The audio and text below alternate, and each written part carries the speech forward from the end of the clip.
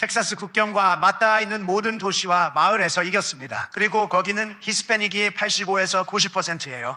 우리는 히스패닉 표를 이겼습니다. 캘리포니아에서 투표가 정당했다면 사실 그렇지 않지만 거긴 투표용지가 3,800만 장이나 있어요. 전부 우편 투표고 3,800만 장을 우편으로 보내죠. 그리고 그게 들어와. 도대체 어디로 갔고 어디서 온 거야? 뉴욕도 그렇지만 트럼프 대통령이 내년 1월 전 세계에서 자행되어 온 부정선거의 깊은 내막과 그 증거들을 대폭로할 준비를 하고 있습니다. 그 마지막 순서가 바로 베네수엘라 남동부 육로를 통해 미국 해병대가 이미 베네수엘라 깊숙이 침투해 있는 비밀 군사작전입니다. 지난 수십 년 동안 베네수엘라에서 자행되어 온 전 세계의 부정선거 관련 인적 및 물적 증거물들의 확보를 위한 것입니다. 약 1년 전 한국의 수원 소재 선관위 연수원에서 수십 명의 중국 간첩들을 체포하여 송환해간 그 비밀작전을 상기하시면 될 것입니다. 트럼프 대통령과 그 측근들이 이제 하나둘 부정선거의 대폭로 방송을 위한 예고편들을 이곳저곳에서 터뜨리고 있습니다. 미국 보수 유명 저널리스트 알렉스 존스와 로저의 인터뷰 영상을 한번 보십시오. 영어 원본 영상을 한국어로 더빙하였습니다. 전혀 아니에요. 텍사스 국경과 맞닿아 있는 모든 도시와 마을에서 이겼습니다. 그리고 거기는 히스패닉이 85에서 90%예요. 우리는 히스패닉 표를 이겼습니다. 캘리포니아에서 투표가 정당했다면 사실 그렇지 않지만 거긴 투표용지가 3,800만 장이나 있어요. 전부 우편 투표고 3,800만 장을 우편으로 보내죠. 그리고 그게 들어와.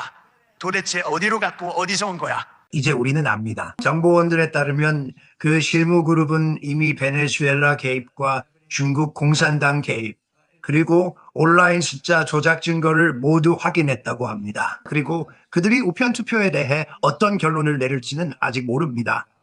왜냐하면 여전히 작업을 계속하고 있으니까요. 하지만 여기서 중요한 건 2020년에 무슨 일이 있었는지, 그리고 아마도 2026년에 어느 정도 있었던 일을 증명하는 것만이 아니라 다시는 그런 일이 일어나지 않도록 확실히 하는 거예요. 그래서 대통령의 내 생각엔 맞는 방안은 프랑스처럼 종이 투표용지를 쓰는 거예요.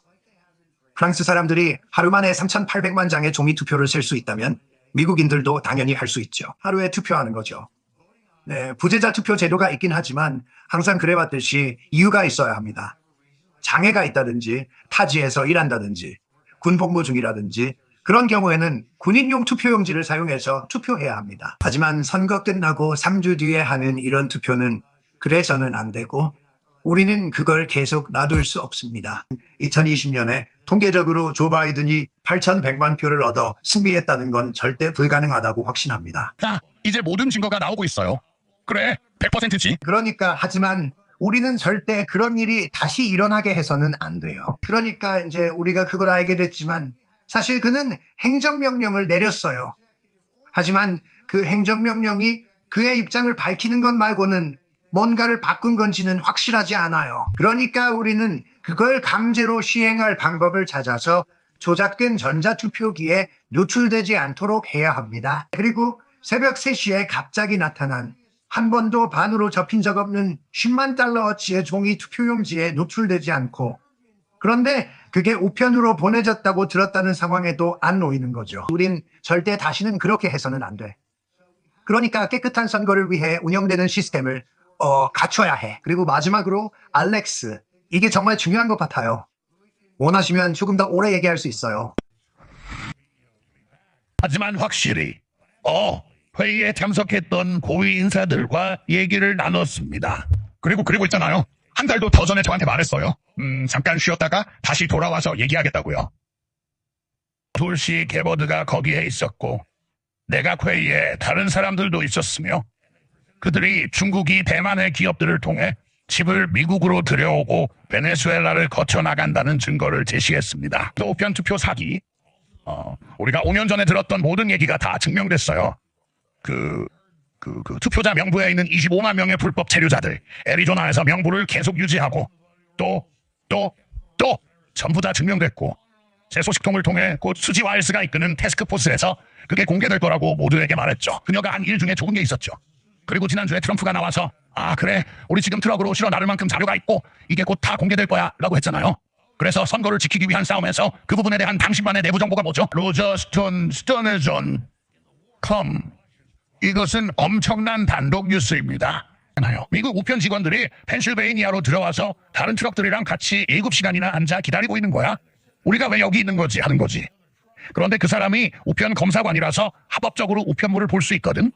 그래서 가서 열어봤더니 전부 조 바이든으로 채워져 있었던 거야. 그는 선거가 끝난 뒤 내부 고발을 했고 FBI가 와서 그를 위협했다. 그건 그냥 작은 한 조각일 뿐이야. 중국에서 조 바이든 이름으로 이미 다 작성된 투표지를 실어보내고 있어. 새벽 1시 투표소를 닫고 창문을 가리고 트럭들이 들어오는 거지. 죽은 사람들이 투표하는 거. 휴스턴하고 카운티의 공화당 지역에서 투표용지를 더 짧게 만드는 거. 피닉스도 그렇고 전부 다. 그래서 국가정보국장이 이 일을 맡게 된 거죠. 그녀는 자기 일을 해냈고 정말 많은 걸 폭로했어요. 놀라울 정도예요. 그러니 크로스파이어 허리케인과 아틱 프로스트 그리고 모든 간첩 행위와 선거 사기에 대해 마땅히 받아야 할 주목을 받게 하세요. 그런데 이게 진짜 엄청난 게 나도 그 회의에 있었던 사람들과 얘기를 나눴거든. 그리고 네가 말한 것처럼 중국과 칩 문제, 휴대폰 활성화 시스템을 중국에서 빼내서 대만에 두고 베네수엘라로 보내는 등 여러 건이 있었는데 그건 확인됐고 곧 공개될 거야. 가버가 이미 곧 이 증거를 공개할 거라고 하는 자료를 내놨어요. 그게 그들을 엄청나게 겁먹게 하는 거죠. 하지만 그 외에도 온갖 다른 사기들이 계속 벌어지고 있고 블루 쪽이니 뭐니 하는 것들도 다 있잖아요. 이게 어떤 영향을 줄까요? 우리가 아는 게 있나요? 저는 린델한테 들었고 백악관 쪽 제 소스한테도 같은 얘기를 들었는데 1월쯤이라고 하더군요. 제가 그 얘기를 했을 때 린델이 그래 나도 그렇게 들었어 라고 했습니다. 그 증거가 공개되는 시점은 언제인가요? 글쎄, 마이클 린델이 아는지는 잘 모르겠지만 알렉스, 여기서 중요한 포인트가 있다고 생각해. 그러니까 우리가 세상에서 가장 훌륭한 정책을 갖고 있어도 이걸 고치지 않으면 정말 다른 건 아무 의미가 없어. 그리고 분명히 하자면 일단 그것이 완전히 만들어져서 공개되고 검증 가능하며 논란의 여지가 없게 되면 주류 언론은 그것을 깎아내리기 위해 가능한 모든 일을 할 거예요. 그들이 했던 것처럼 오랫동안 기다려온 기밀 해제 문서들, 즉 버락 오바마와 조 바이든, 수잔 라이스, 그리고 특히 CIA 국장 존 브레넌과 FBI 국장 커미가 어떤 의심의 여지도 없이 관련되어 있다는 것을 입증하는 문서들 말이죠. 국가정보국장 클래퍼, 로드 로젠스타인, 당시 법무장관 대행, 로버트 뮬러 특별검사, 앤드루 와이스먼, 그의 해결사, 미국 국민을 겨냥한 음모. 노먼 아이젠, 메리, 그리고 다른 모든 사람들. 이 사람들은 미국에 대한 반역 음모에 가담했어요. 그리고 그건 2016년 17년에 시작된 내란 음모로 버락 오바마가 직접 의장을 맡은 백악관 회의에서 본격적으로 시작됐어요. 그는 조작된 정보 평가를 받았고 우리는 그게 사기였다는 걸 알고 있습니다.